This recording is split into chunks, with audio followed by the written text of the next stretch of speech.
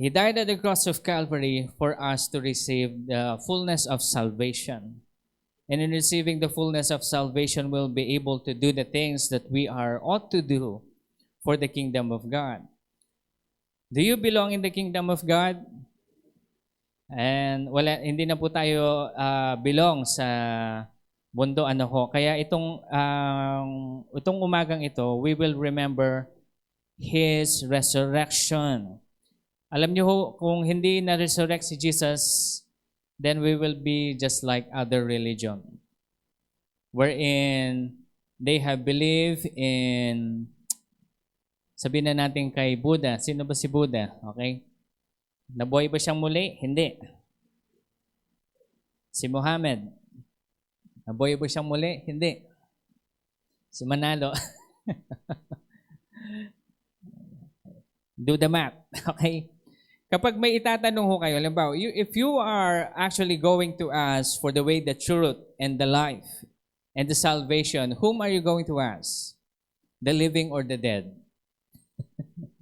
Palagi nating iisipin, we ask the one who lives. Pero sinasabi ng mga ibang relihiyon na si Jesus ay namatay. At kung babasahin niyo po yung different testimonies ng Gospels, na wherein the Pharisees, mga Hudyo, na kung saan sabi nila, binayaran nila yung mga naka-witness na dumating yung anghel. Sabi nila, manahimik lang kayo, huwag niyo sasabihin na nabuhay muli si Kristo, ito yung pera. They actually paid a large sum of money for them to shut it. That's why some of the Jews right now in Israel still believes that the Messiah has not come. Sinasabi nila, egoistic pa nga nitong mga Israeli na to eh. Sabi pa nga ng isang rabbi na, if you are worshiping a Jew, then worship us also. What? Sabi mo. That's how sabihin na natin yung masyadong mapagmataas itong mga to. Akala nila, they are all that. Ang hindi nila alam that Jesus Christ already came back. Today, we are going to remember His resurrection and the significance of His resurrection in our life. Because if Jesus did not return from the dead, then our faith right now is nothing. Para lang tayo naglalaro. Pero ang sasabihin ko po sa inyo, Jesus is alive. And He is alive and He's coming back very soon. Malapit na nga yan. Buksan po natin yung Bible natin sa Matthew 28. Matthew 28, verse 1 hanggang 10. Lahat na nandyan na magsabi ng amen. Okay. Sabihin ko lang po siya dito. Sabi niya dito,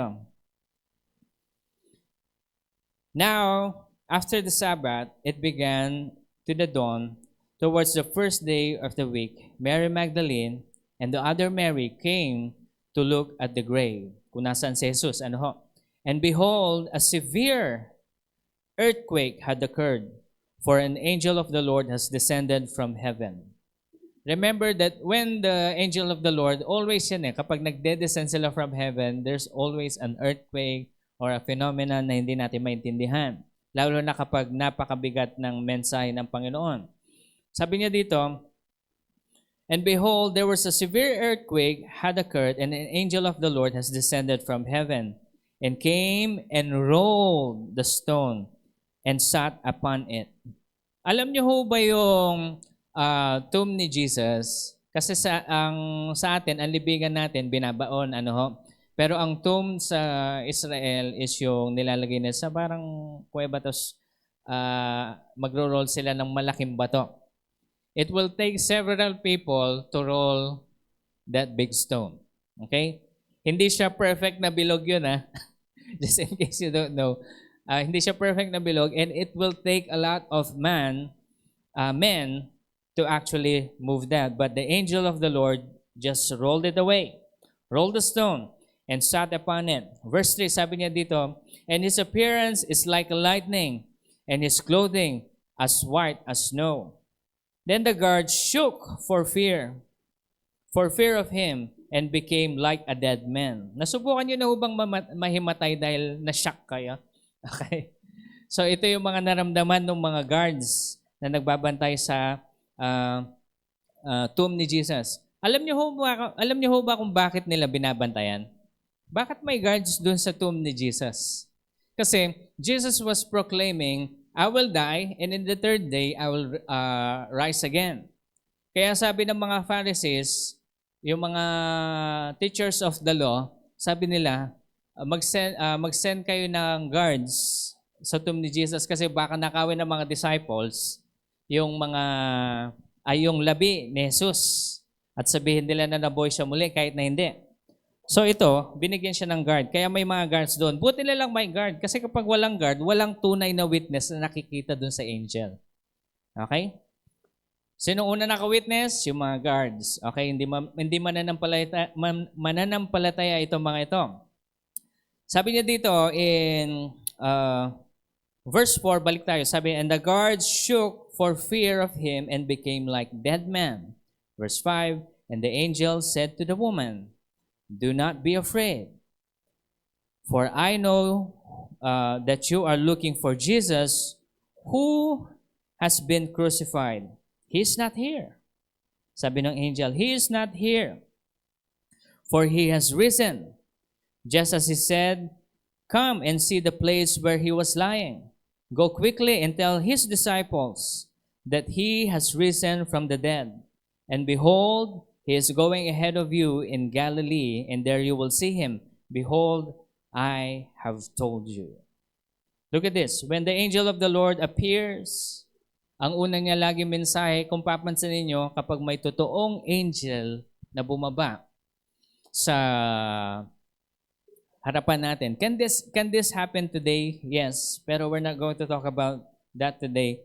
When an angel of the Lord appears, they always remind us, do not be afraid.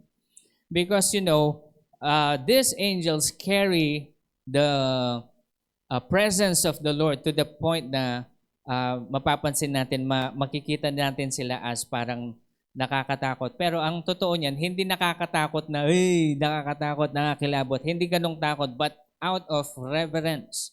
Because the presence of the Lord is with them.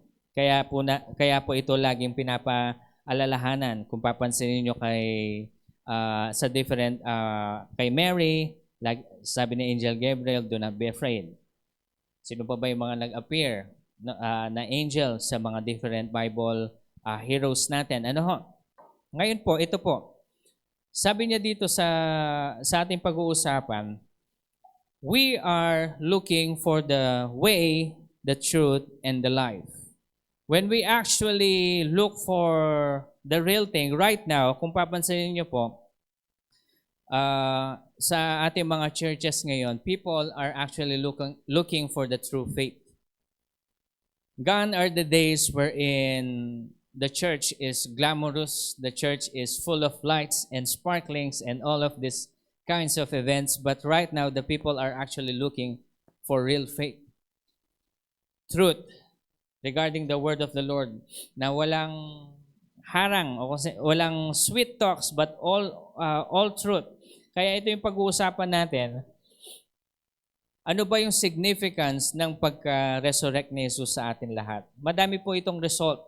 When Jesus has been raised from the dead, we have received a lot of things. Remember when the Lord Jesus Christ asked us, o sabihin na natin, kapag tinanggap natin si Jesus bilang ating Diyos at tagapagligtas, itong mga pangakong to ay para sa atin. Pero Pastor, yung mga pangakong ito, kapag hindi ba nila tinanggap si Jesus bilang Diyos at tagapagligtas, hindi ito para sa kanila. Yes. Okay? Because it is also written that the Lord Jesus says, I am the only way. Jesus is the only way to the Father. Okay?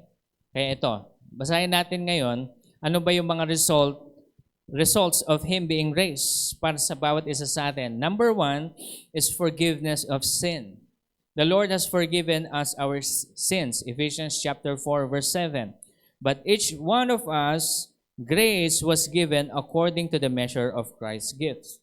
Now, everyone who have received the Lord Jesus Christ have received forgiveness. Full forgiveness ba, Pastor? Past, present, and future? Yes. Okay? Pero ikaw ngayon, hindi ito lisensya para ikaw ay patuloy na magkasala. Hindi, Pastor, di ba napatawad na yung past, present, and future natin? Di pwede na tayo magkasala kasi papatawarin naman ng Panginoon? No. Sabi ni Pablo, God forbid. If you now belong in Christ, then you do what the Lord wants you to do in accordance to His Word. We are not going to move in accordance to the worldview. Kaya ang gagawin natin ngayon, kapag ikaw ay may forgiveness of sin na ngayon, ikaw ay lalakad na naayon sa halintulad ni Kristo. Tanong naman ng iba, Pastor, hindi po madali. Wala namang madali, mga people of God. Walang madali. Right now, all of us are trying to go there in righteousness and holiness. Kaya nga, dumating ang banal na Espiritu to lead us into righteousness and holiness. Okay? In order for us to do the will of the Father. It doesn't mean we will not fall down. Kaya nga, alam niyo po, some people, unbelievers, view us as hypocrites because sinasabi natin na ganyan pero pumapalya naman tayo. Wala namang perfect po dito sa mundong ito. Kaya pag ang bawat isa sa atin, if we fall down, we rise back again. Sabi sa Proverbs, if a righteous falls down, he goes back up. But if a wicked falls down, he will not go up again. Kaya pansinin niyo po mabuti.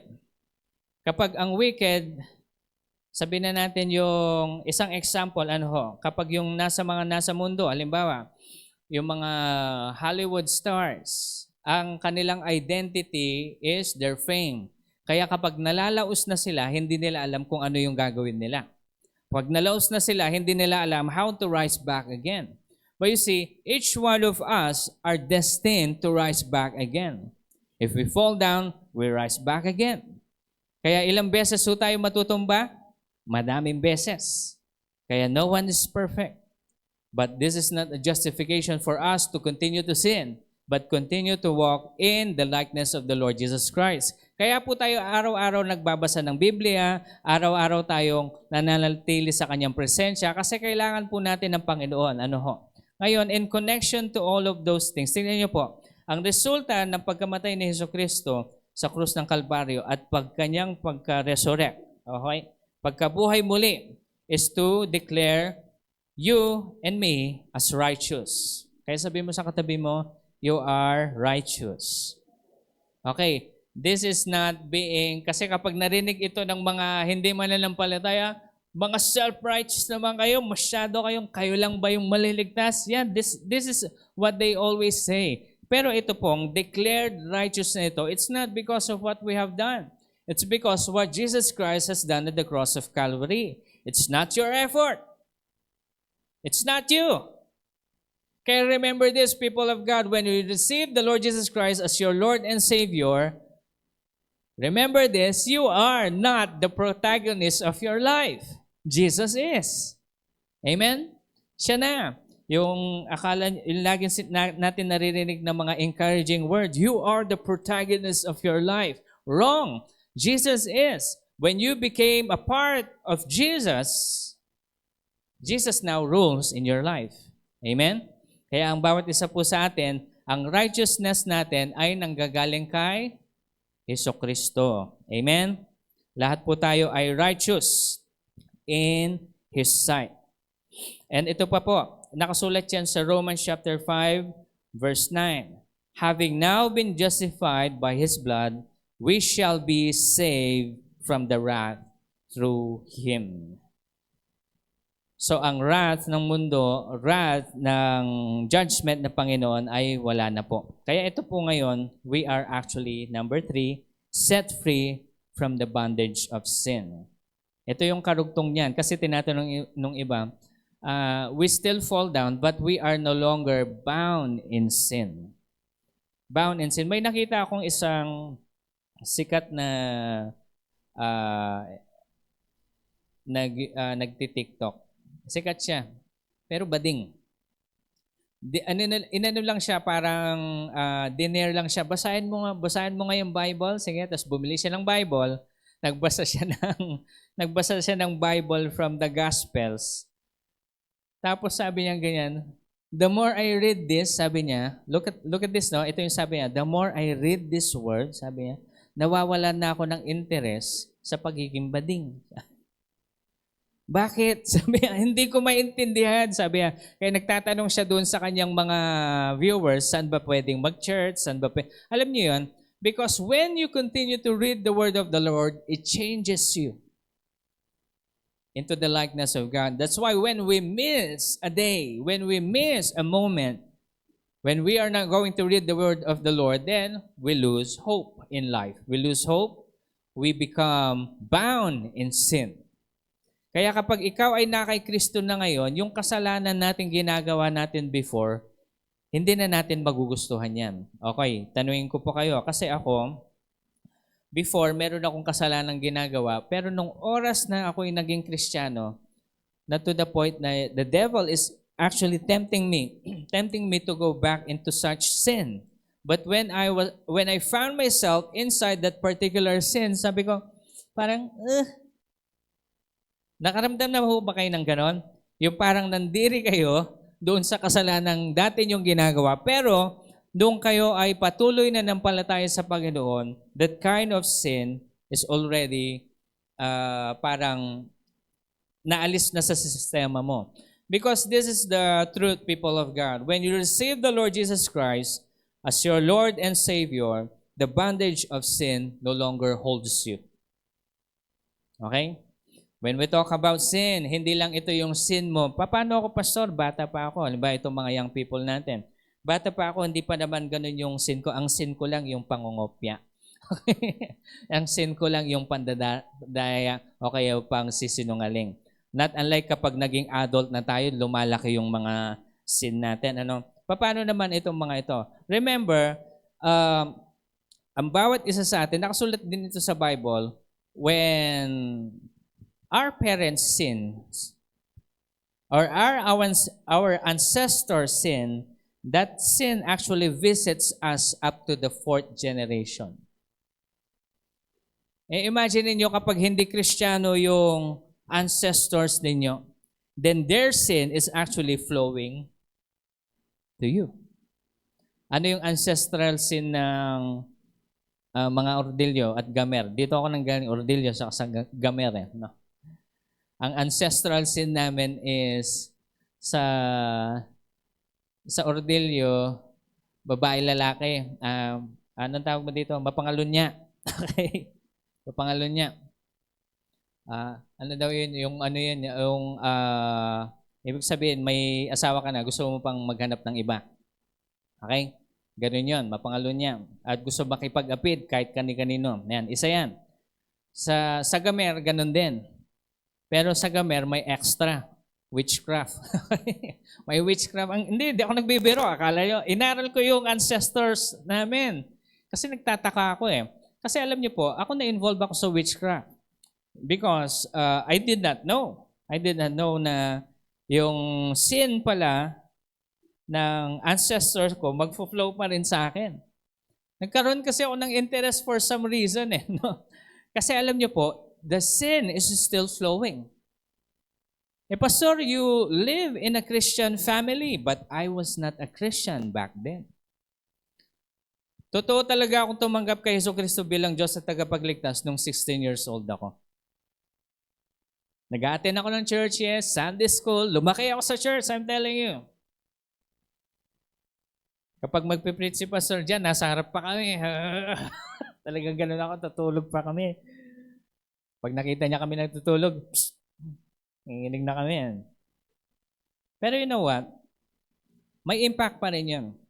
Though my parents already break it in them, the Lord will do it individually sa family mo. Okay? Kaya nga ang role ng mga parents is continue to teach your children the truth. Sabi nga ng Proverbs, di ba? Teach the children the way they should go and they will not depart from it.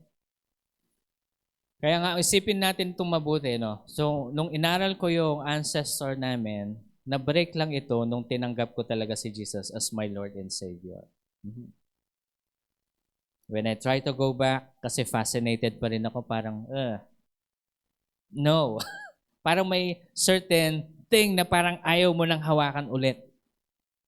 Ganun yon. Kaya nga ito, when Jesus Christ raised from the dead, He set us free from the bondage of sin. Galatians chapter 3, verse 13, Christ redeemed us from the curse of the law, having become curse for us, for it is written, Cursed is everyone who hangs on a tree. Saan hinang si Jesus? Sa cross. And you know, He was cursed so that you and I will be blessed. Amen?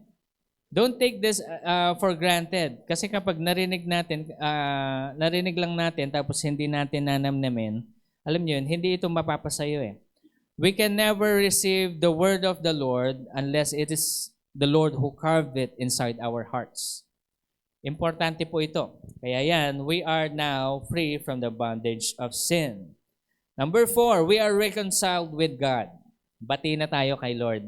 Okay, bati na tayo ni Jesus. Hindi na tayo kaaway. Remember, if you do not belong to the Lord, you belong to the world. Automatic yun. Hindi, wala akong sasabihin ng iba, wala akong pinaniniwalang deity. Walang Diyos. Some of them will say atheist. Automatic yun. Automatic you are of the world. Minsan nga nagtataka ako, why is it that the atheists are concerned about heaven and hell? Diba? If they do not believe that there is a God, why would they worry about heaven and hell? Nagwo-worry sila doon. So dapat hindi nila ito iniisip. Pero ito po, the fact na iniisip nila yung heaven and hell because in their spirit, they know it is the truth. And some of the people who doesn't believe in God are just choosing not to believe in God so that they could continue in their sinful way. I'm not trying to be self-righteous here, but I'm trying to be righteous in accordance to the word of the Lord. I'm trying to be. Alam niyo po, madami pa rin akong palya sa buhay. Madami akong ekis sa buhay that can bring me to hell. But the Lord is renewing me. Ngayon po, kapag na-perfect na ako dito, sasabihin ko sa inyo, hindi nyo na ako makikita dito. Ibig sabihin, pag wala na akong kasalanan, all of us, if we are perfect, pansinin nyo mabuti, bakit mas namamatay yung mababait kaysa yung mga masasamang tao? Diba? Bakit namatay si ganito? Ang bait-bait pa naman yan. Nakarinig na kayo ng ganon? Bakit hindi lang namatay yung siraulong niya? Sorry for the word. Bakit hindi na lang yun? Nakarinig na kayo nun, di ba? Alam niyo kung bakit? Because they are already perfected and they can go home. Gusto ko na nga maging perfect so I can go home. Pwede nang umuwi. Pero palagi sinasabi sa akin ng Panginoon, anak, hindi ka pa nakalahati. Kung ako hindi pa nakalahati, kamusta naman kayo? Madami pa tayong gagawin. Madami pa tayong gagawin para sa Panginoon. Okay? We are reconciled with God. Romans chapter 5 verse 10. For if a while we were enemies, we were enemies. We were reconciled to God through the death of His Son. Much more, having been reconciled, we shall be saved by His life. You now belong to the kingdom. You and I belong to the kingdom of God. Okay? So, we are not separated from God. This means you are not going in hell sa judgment day. Sino ba yung mapupunta sa impyerno, Pastor, kapag judgment day na? Ang mapupunta po sa impyerno pag judgment day na, yung mga walang pakialam sa Diyos. Those who doesn't want to do anything with God. And the Lord Jesus says, I am the way and the truth and the life. No one comes to the Father but through me. So, Jesus is the only way. There is no other way. Pansinin nyo na lang pong mabuti dito, kung hindi totoo si Jesucristo, bakit yun yung palaging pinipigilan ng mundo na mailathala, maipahayag sa taong bayan? Sino kasi itong, merong isang NBA player, si Ivy. Ivy ang kanyang pilido yata. Ivey. Nakita ko. Nag-post lang siya ng Bible verse sa kanyang social media. And because of that, tinanggal siya sa Chicago Bulls. Nag-post lang ng kanyang faith. Kasi daw sinasabi nila na is always brave about his faith kahit sa mga locker room. At sabi ng Chicago Bulls, hindi namin pwedeng i-tolerate to. Pansinin nyo mabuti, bakit? Pero ang NBA nagse-celebrate ng LGBT, pro-abortion. Di ba? Bakit sa mga festival, lagi nilang minamock si Jesus? Halimbawa, sa Olympics, napanood niyo yung Olympics na they're mocking Jesus? Bakit hindi nila i-mock yung mga ibang, halimbawa, i-mock nila si Buddha, si Muhammad, i-mock nila si Manalo? Hindi nila ginagawa. Bakit? Kakampi. Kakampi nila. Pero you know, whenever Jesus is being talked about, laging nakaharang yan. Kasi this is the truth. Malalaman nyo rin ho ang katotohanan balang araw. Kasi kahit dito pa lang, nakakita na kayo ng demon possess. Sino nakakita ng demon possess? Yun talagang yung hindi niya na makontrol yung katawan niya. Ilang beses na po ako nakakita. Tanong nyo kung kanino sila takot na pangalan. Banggitin mo lang yung Jesucristo sa harapan nila, nanginginig yung mga yan. I'm telling you. Pero make sure, okay, a fair warning, no? Make sure you have a deep faith before you're going to pray for demonic possessed person, okay? Isa yan sa mga strong, strong, ng aking anointing kapag may demon possessed na tao, gustong-gusto kong pinagpipray. Hindi ko alam kung bakit, no? I'm weird, okay? I know I'm weird, but whenever I prayed for them, they are released from this demonic possession. Okay? Kaya ito po yung mga binigay sa atin ng Panginoon. Right now, we are reconciled with the Lord Jesus Christ. With God the Father because of the Lord Jesus Christ. We now belong to His kingdom. Number 1, 2, 3, 4, 5.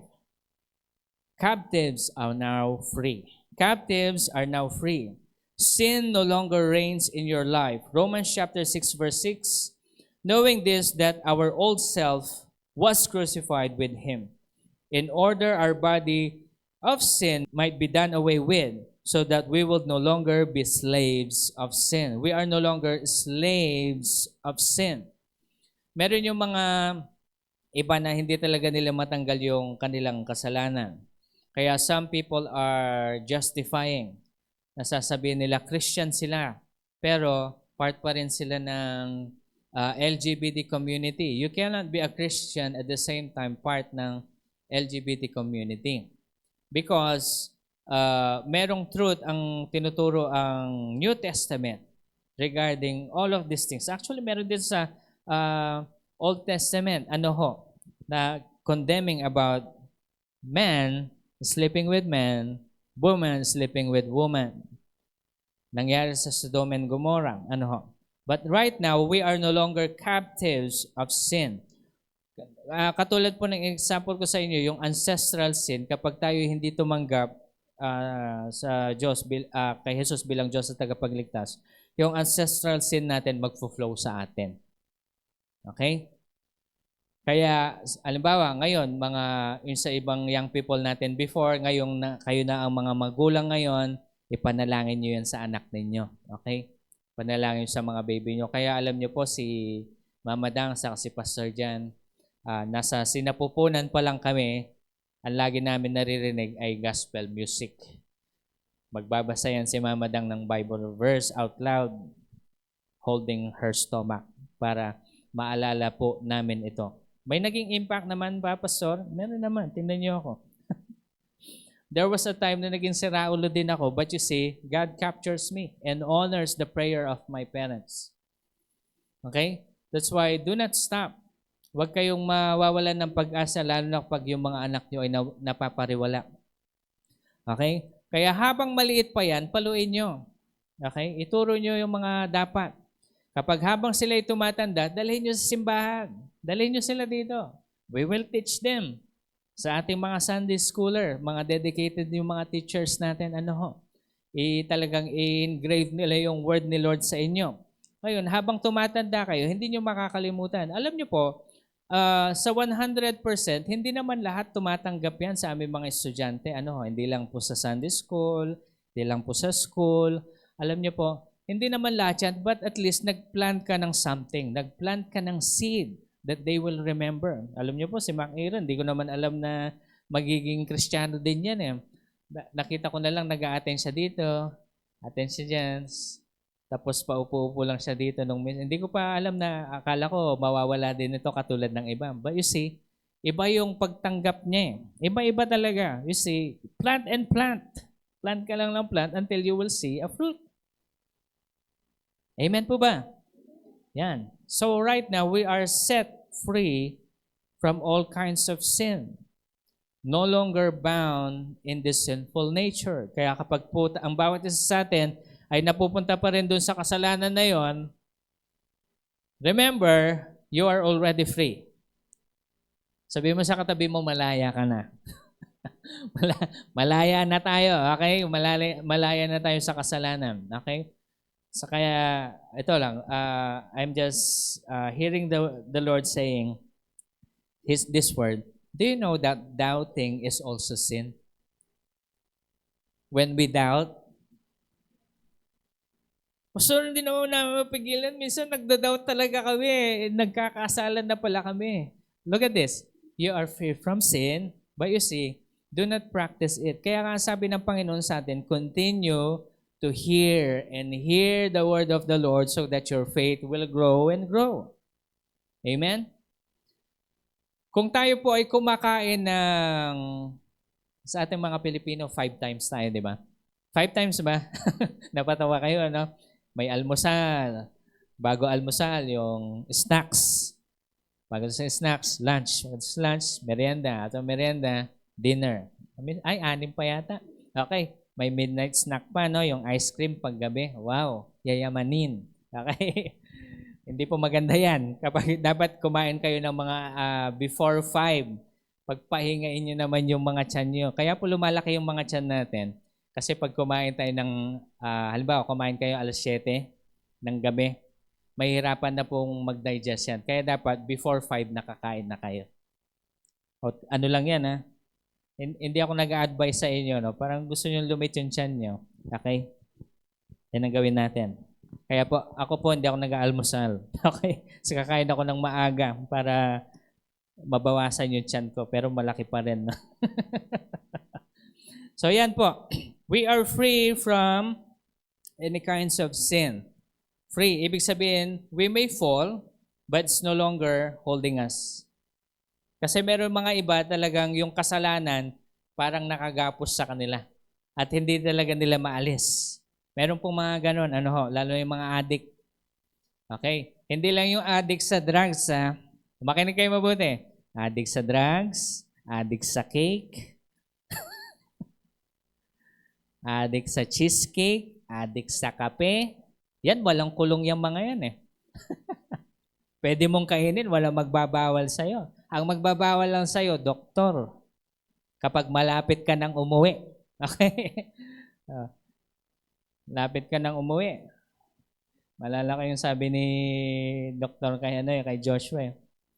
Sabi ni Pastor Jan, doon sa doktor, o di Doc, hindi na pwedeng tumoma si Joshua. Sabi niya. Pwede pa naman, sabi niya. Parang yung isang paa naman. Kasi yung isang paa niya nadali no? Kakatoma. Okay? So we are no longer captives of sin. We are actually free from all of these things. Kaya hindi na tayo magagapos. Marahil mag-fall down tayo one time, But the Lord says, come back again. Rise back again. Okay? And of course, next is eternal life. John 3:16, alam natin ito. We will have eternal life. Look at this now. Let's talk about eternal life. Meron sa atin, ito, habang lalo kayo mga bata kayo, okay? Mas mainam, marinig nyo ng mas maaga ito. Kasi, merong mga ibang mananampalataya na tumanggap lang sila kay Jesucristo nung nasa deathbed na sila. Ibig sabihin yung mamamatay na sila, mamamatay, hindi pa sila nakatanggap kay Jesucristo. Tapos dumating yung isang kasister or brother, pinatanggap sila. Tanggapin mo muna si Jesus bago ka malagutan ng hininga. I accept the Lord Jesus Christ as my Lord and Savior. Tapos namatay siya. Is he saved? Yes, he is. Pero alam niyo po ba, tandaan niyo itong mabuti, sa langit, hindi communist. Nabigla ba? Anong communist, pastor? Akala nyo sa langit, pantay-pantay? Hindi. Sabi ng Bible, build your treasures in, not here on. So how do we build our treasures in heaven? We build ourselves with the fruit of the Holy Spirit. Love, joy, peace, patience, kindness, goodness, faithfulness, gentleness, and self-control. Pag na-master nyo na ito, what we should do next? Build the kingdom of God. Because the way we are building the kingdom of God, we are building our treasures in heaven. Tingnan niyo po itong mabuti. Bakit kami nagsasakripisyong magkakapatid dito sa ministry na ito? I'm telling you, if I want to be rich, I can be rich. Hindi sa nagmamalaki ako, talented ako, hindi lang halata. Okay? Ibig sabihin, madami akong skills that I know that I can earn outside this ministry. But you see, the Lord Jesus Christ loves me so much that He captured me. Sabi niya, anak, huwag kang aalis ng Pilipinas. Dito ka lang because I'm going to do something for you. Pero back then, when my mind belongs to the world, the Lord, I want to earn for myself. Nag-aral ako mabuti, ginawa ko lahat ng mga dapat para someday ayoko na maghirap. Alam niyo po kasi lumaki rin kami alam ko po si Pastor Jan, mahirap, kami nakaahon kami ng konti, no? Ibig sabihin, we desire for more. Kaya nga yung kuya ko, nag-abroad. Yung ibang kapatid ko, nag-abroad.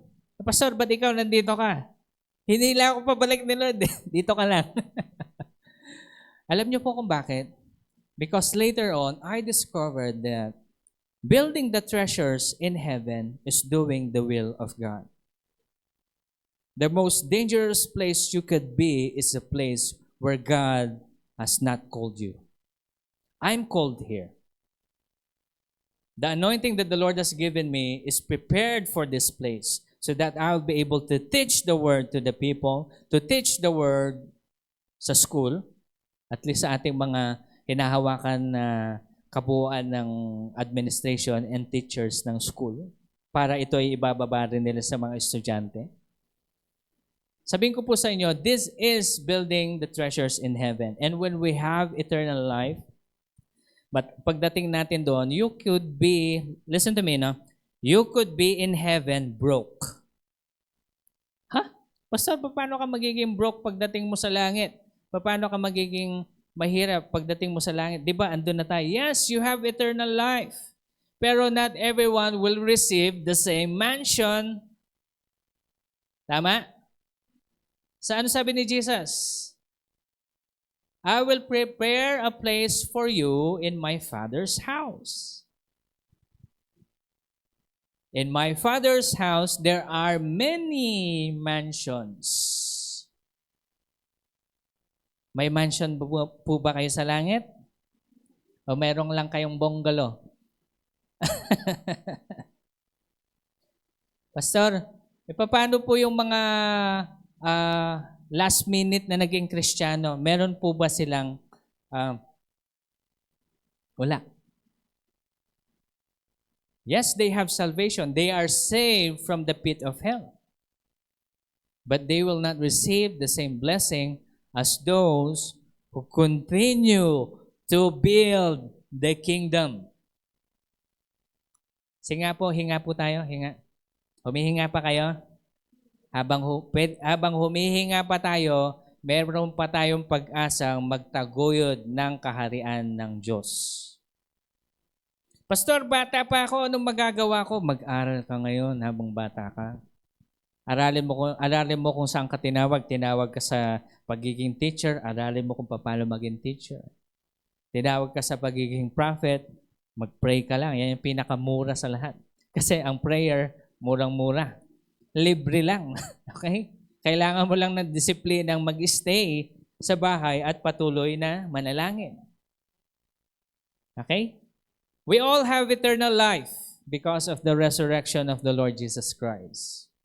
But remember this, if we will just sit down there and we will not do anything for the kingdom of God, pag uwi natin, tapos makikita nyo, bakit mas malaki yung mansion ni sister ganito, ni brother ganyan? Ba't sa akin, ang liit lang? Baka ayaw mo pang ibigay yung tithes mo, kaya baka ayaw mo pang magsakripisyo ng konti para sa Panginoon. Ayaw mong bisitahin yung mga nasa preso. Preso. Ayaw mong bisitahin yung may mga sakit. Ayaw mong tumulong sa mahihirap. Justifying na kasi, Pastor, mahirap din kami. No. Sa totoo lang, ito po yung kailangan nating tandaan. Ano ho? We already have eternal life because Jesus Christ raised from the dead. But of course, build the kingdom of God. Amen? Alam niyo na ho ba kung saan kayo tinawag ng Panginoon? Do your part. Be a part of the body of Christ wherein you move in accordance to the will of the Lord. Kaya ako po, sabihin ko sa inyo, niready ko na yung sarili ko na sabi ko nga sa Panginoon, Lord, kung magiging ganito lang yung ministry namin, and I will preach to a couple of people who will receive you and who will be molded into your likeness, hanggang dumating ka po, Panginoon, ito po ang gagawin ko. Andun na, nakaset na yung isip ko doon. Wala na akong ibang goal sa buhay. Wala na akong ibang goal. It's just to build the kingdom of God. So do the same, people of the Lord. Okay? So not only eternal life, but the Lord also gave us healing. Sabihin natin healing. May sakit ho ba kayo? The Lord says in Isaiah 53 verse 5, "But He was pierced for our transgressions. He was crushed for our iniquities. And by the chastening for our well-being fell upon Him. And by His scourging, we are healed." Because Jesus got all those pains, lahat ng paglatay sa Kanya, lahat ng mga ito ay nangyari sa Kanya so that all of us right now will be healed. Pastor, bakit tayo nagkakasakit? Ganito po yan.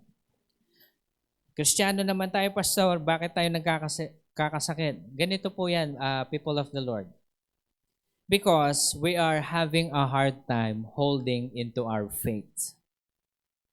We are having a hard time holding in our faith. Faith natin sa Panginoon. Paano tayo nagkakaroon ng hard time, Pastor? We lack the Word. We lack the fellowship with the people. We lack worship. Praise and worship to the Lord. We lack relationship with the Lord Jesus Christ. Ang communion po natin sa Panginoong Jesus, araw-araw po yan. Pastor, hindi ko po siya marinig katulad mo. No. Don't look for that just yet. Read the Bible. Bakit ka maghanap ng salita ng Panginoon kung pwede mo naman basahin yung love letter niya? Alam niyo po, kapag hindi niyo po memorize, hindi naman actually memorize, pag hindi niyo pa nabasa ng buo ang Biblia, hindi pwedeng mangusap sa inyo ang Panginoon sa spoken word. Remember, there is logos, written word, there is rhema, spoken word. Ito yung conviction na naririnig natin. I have heard the Lord. Bakit niyo palagi ako naririnig na narinig ko ang Panginoon? Sinabi sa akin ng Panginoon because I already know the Word. Ngayon, kapag hindi mo alam ang salita ng Panginoon, hindi siya pwedeng mangusap sa iyo. Okay? Kaya all of us must continue to build our faith by hearing and hearing and hearing the Word of God. Okay, kayo po ang mag-calculate, ano po, lalo na kayong mga nilalagnat. Kayo ang mag-calculate, no? Mas madami kayong oras na mag-scroll o magbasa ng Biblia. Anong ibig sabihin, pastor, na scroll? Hindi namin alam yan. Hindi nyo ba alam yan? Mas madami kayong scroll na ganon? Puso, puso, puso, puso. Diba? Mas madami tayong scroll. Pero alam nyo po kapag binudburan natin yung sarili, pastor, kasi nakakaantok naman eh. Nakakaantok naman. Alam ko po yan. Naranasan ko din yan. Nakakaantok talaga kapag magbabasa ka lang. Babasa ka ng salita ng Panginoon. Pero alam nyo po, itong suggestion ko, no? Huwag nyo na pong hintayin magkaroon ng event sa buhay ninyo bago kayo magbasa. Anong ibig sabihin, pastor, event? Event. Para kayo'y tuminding manampalataya. May mga event sa ating buhay, di ba, na hindi natin gusto? Minsan nahuli tayo ng pulis, nagkasakit yung iba sa atin, may nagkaroon ng aksidente. Those are the events. And it causes you to pray. But before all of those things happen, connect na kayo kay Lord para, Lord, nakikinig ako. Hindi ko naman po sinasabi na hahayaan to ng Panginoon, but sometimes we just open the door for the enemy to enter within our premises. Kaya ang mangyayari sa atin to, mawawala tayo sa kalooban ng Panginoon. Okay? So, sa mga may sakit po, hold your faith. Even though pwede ko sabihin sa inyo, you are healed. God has already crucified at the cross of Calvary, nabuhay na siyang muli, at ikaw ay dapat ay magaling na. Pwede kong ilang beses sabihin sa inyo ito, but unless you have captured the word, it will not be upon you. Kaya sabi ko po sa inyo, until you understand, it doesn't belong to you. So understand it. Let the wisdom of the Lord be upon you at tulungan niya po kayo in understanding His promises. Ano pa? Alam ko po madami ito, pero kailangan nating intindihin. Kaya nga ito po yung reason ng resurrection. Meron po tayong deliverance from darkness. Acts chapter 26, verse 18. To open their eyes so that they may turn from darkness to light and from the dominion of Satan to God, that they may receive forgiveness of sin and an inheritance among those who have been sanctified, has been sanctified by faith in me. We are no longer bound in darkness. So, alam niyo ba, ito, no? Kaya yung mga hindi mananampalataya, bulag po sila. Their eyes are darkened.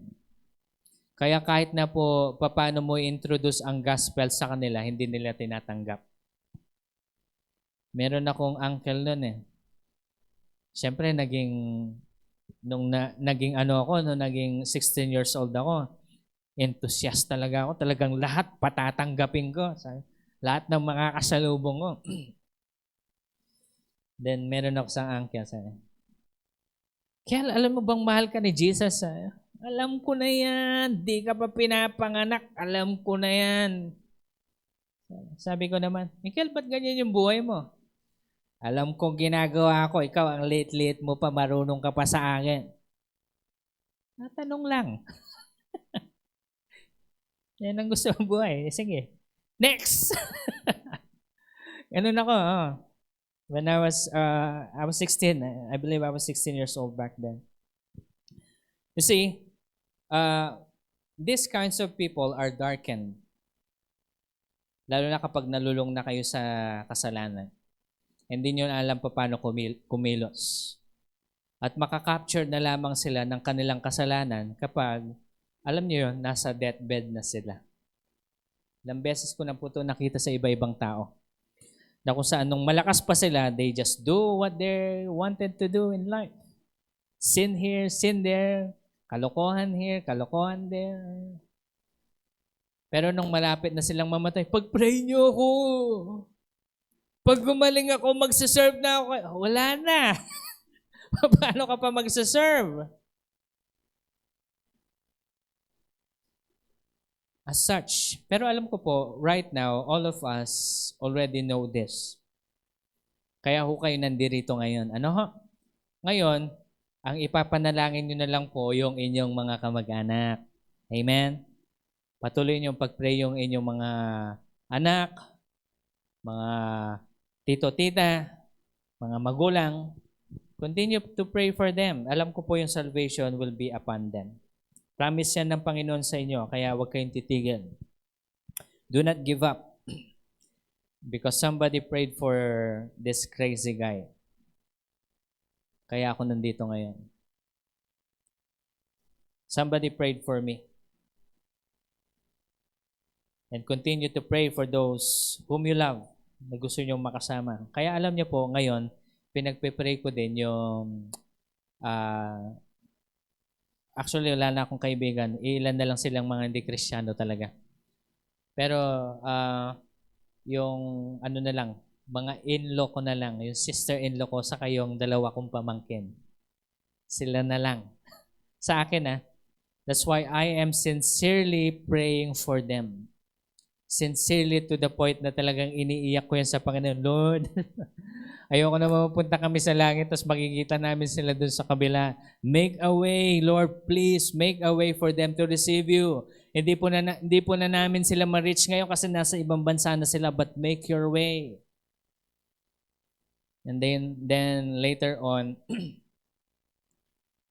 nabalitaan ko may sakit yung kuya ko.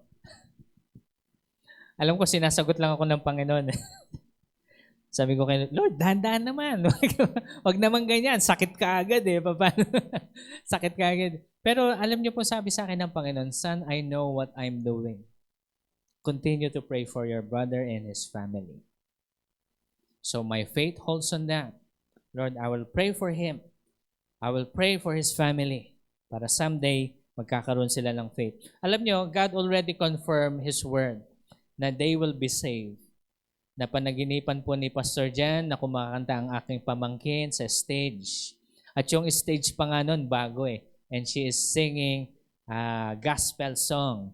At si Mama Dang, nakita niya po in a vision, si kuya ko at yung kanyang asawa na nagluluto para sa mga bata. Wow, sabi ko, si Pong magluluto para sa bata. I don't think so. But you see, there is a confirmation that the Lord gives us visions and dreams to confirm as such. Amen? Lahat tayo, we're praying for somebody. Are you praying for someone? Continue to pray for them because they will be delivered from this darkness. Meron lang naka-block sa kanilang mga mata ngayon. Pero someday you will see there will be a breakthrough. Okay? So keep on praying. And lastly, actually tatlo pa pero bilisan natin ng konti. Victory over death. Hebrews chapter 2 verse 14 hanggang 15 sabi niya dito, therefore since the children share in flesh and blood, he himself likewise also partook of the same, that through death he might render powerless him who had power over death. That is the devil. So we are actually victorious over death. Death no longer holds us back. Kaya kapag, alam ko po, abang bata tayo, takot tayo mamatay minsan, no? Pero death is no longer within us. Hindi malayo na tayo. Ito lang po sasabihin ko sa inyo, wag lang kayong lalabas doon sa protection ni Lord. Okay? Ibig sabihin, wag kayong lalabas sa pananampalataya na oras lumabas kayo sa kamay ng Panginoon, you are no longer under His protection.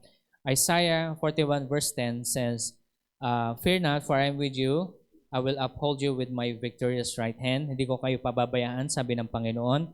Kaya wag lang kayo lalabas. Pastor, paano ba lumabas doon sa protection ng Panginoon? Pag pinagpatuloy nyo yung kasalanan palagi nyong ginagawa, halimbawa, mapanggancho kayo, lahat ginagancho nyo, gusto nyong ganchohin yan. Alam niyo, pati yung malilit na bagay, kahit na piso lang, manggagancho kayo.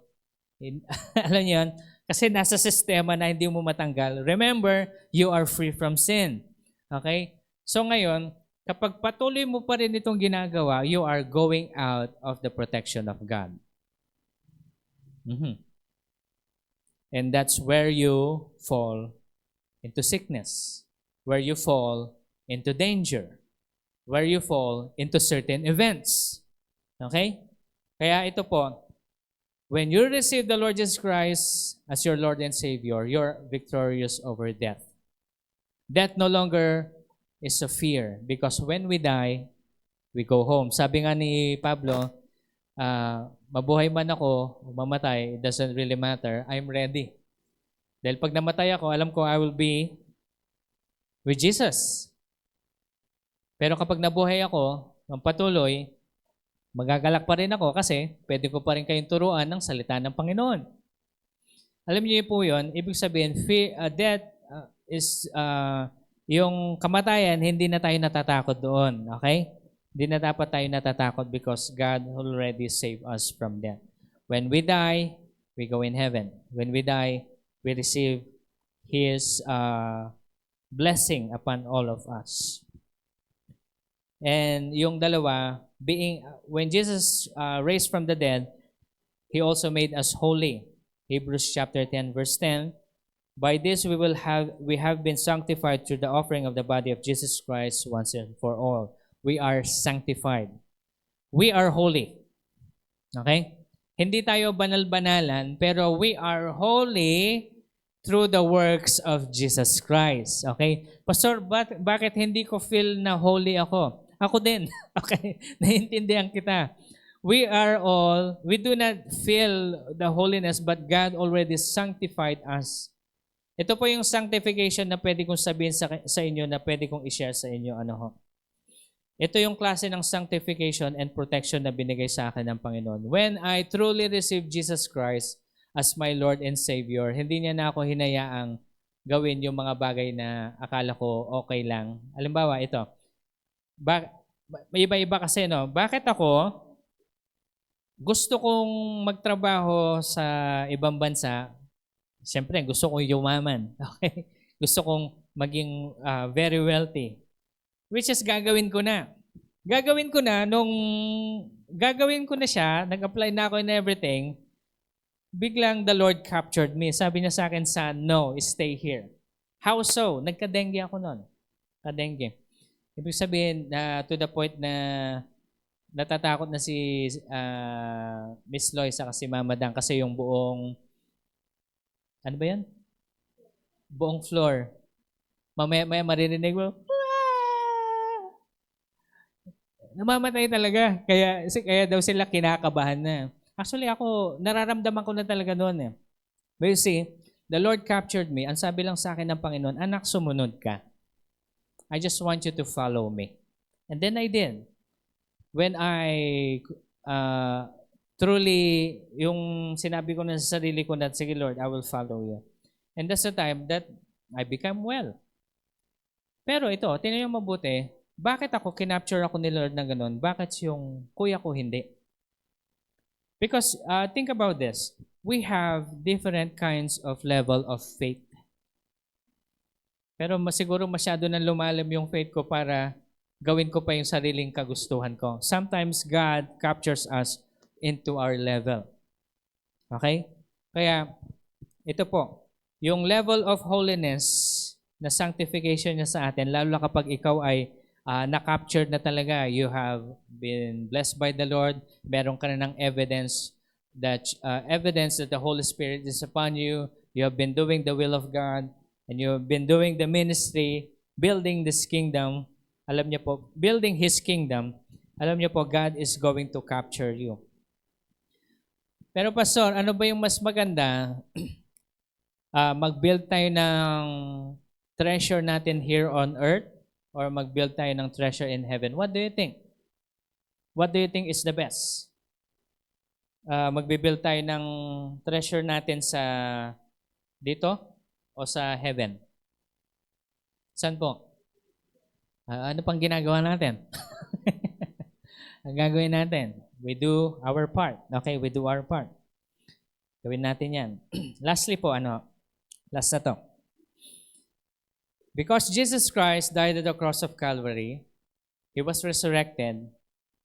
Right now, we are powered with the Spirit of God. Acts chapter 1, verse 4 hanggang 5, sabi niya, "But you will receive power when the Holy Spirit has come upon you. And you shall be a witness in both Jerusalem and all Judea and Samaria and even to the remotest part of the earth."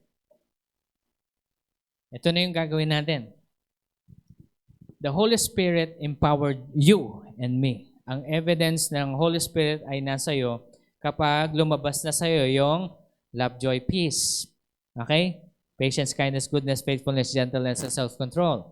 Ano pa yung evidence na ang Holy Spirit ay nasa inyo? When you speak in tongues. You speak in the language of the angels. Ibig sabihin, the Holy Spirit is upon you already. Hindi na ito, wag natin muna pag-usapan ngayon yung debate. Totoo ba yung pastor na may speaking in tongues? Bahala kayo. Ako naniniwala ako kasi naranasan ko. And it actually helped me several times. Sabi ko po sa inyo na when I was involved in witchcraft, isa yan sa mga ginagamit kong kapangyarihan ng Panginoon. I do not know what to pray for, and when I am alone, and when the devil is literally attacking me at night, kasi I can see in the spirit, so I really see them. Ang isa pang evidence ito, basta baka imagination mo lang yun. Hindi imagination yan. Tanong niyo yung mga kapatid ko. Nung na-involve ako sa witchcraft, talagang pati sila ginugulo. Okay? Lalo na yung kuya ko, dahil kasama ko yan sa kwarto. Kaya pag nasa bahay ako, magre-reklamo yan. Dito na naman to, sabi. Di na naman ako makatulog. Dami ko na naman nakikita. Totoo yan. Sabihin ko po sa inyo, tanong niyo sila. Kaya, I'm telling you, all of these things are really true. But one thing that saved me, when I started speaking in tongues, I pray in the Spirit, these devils depart from me. Kasi hindi ko pa memorize yung scripture noon. Pero nung memorize ko na yung scripture, alam niyo yun, I will always speak His word. Lalo na sa Psalms 91. Yan, favorite ko yan. Kasi nakita ko talaga yung protection ng Panginoon. Okay, dito tayo po magtatapos. No? Because Jesus lives, we can face anything. Amen? Because Jesus lives, our faith grows and we will rely completely in Him. Because Jesus lives, we will not fear. Amen? Let's all stand up in the presence of God. And can we just declare these words to the Lord? Because He lives, sabihin po natin, with all of our hearts we sing, I can face tomorrow because He lives. Oh, say it. All fear is gone. Let's declare. And because I know He holds the future,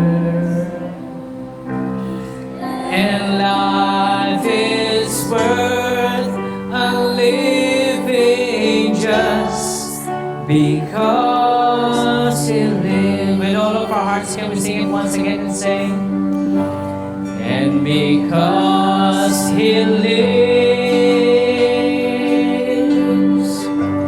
I can face tomorrow. Oh yes, because He lives. No more fear, we declare. All fear is gone. And because I know He holds the future. And life is worth, a living just because. Okay, people of God, can you just think about the prayer that you have been asking to the Lord?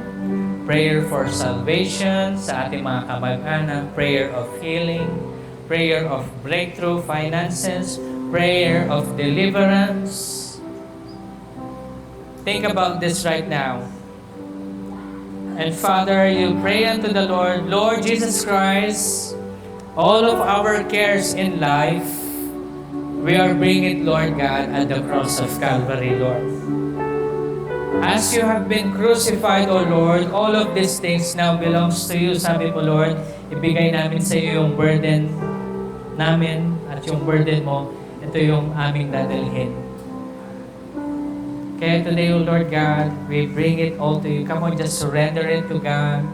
All your cares, your health, your protection, your finances, your education, everything that concerns you, just give it to the Lord right now. Lord, we surrender it to you. Marami pong salamat, Lord God. And we're just going to sing this song while we are thinking about all of these things. And because Jesus lives, once again, hallelujah. And because He lives, cast your burden to the Lord. I can face tomorrow. Thank you, Jesus. Because He lives. All fear is gone. All fear is gone. Thank you, Lord, for the healing. And because I know He holds the future. Hallelujah. And life is worth a living just because He lives. Father, thank you, Lord. Those, the Lord is saying, those who have been asking for healing, know this, you are healed. You are healed. You are healed. In Jesus' name, you are healed. You are completely, perfectly healed. Sa may mga nararamdamang sakit, sabihin nyo lang sa Panginoon, Lord, all I'm going to do from this day onwards is to build your kingdom, nothing more. Ito lang yung purpose ko sa buhay, Panginoon. Kaya, Lord, gagampanan ko, Lord, for your glory. So, Lord, strengthen me, strengthen this physical body that I will be able to do your will. I will be able to pray on my knees, O Lord God, for those who have not yet received you. Gamitin mo po ako, Lord, as a channel of your blessing. We thank you, Lord God. We thank you. Today, the Lord says, you are healed. You are healed. And remember, people of God, hold your faith. Let Jesus hold your faith by staying in the presence of God. Thank you, Jesus, for your presence, Panginoon. Kaya ngayong umaga, kami po ay magpapasalamat sa iyong biyaya. Lord, we just want to thank you, Lord, and we remember you, Lord, upon this day. We give you our praise in Jesus' name we pray. Amen and amen and amen. God bless you all po. Magandang umaga po sa bawat isa.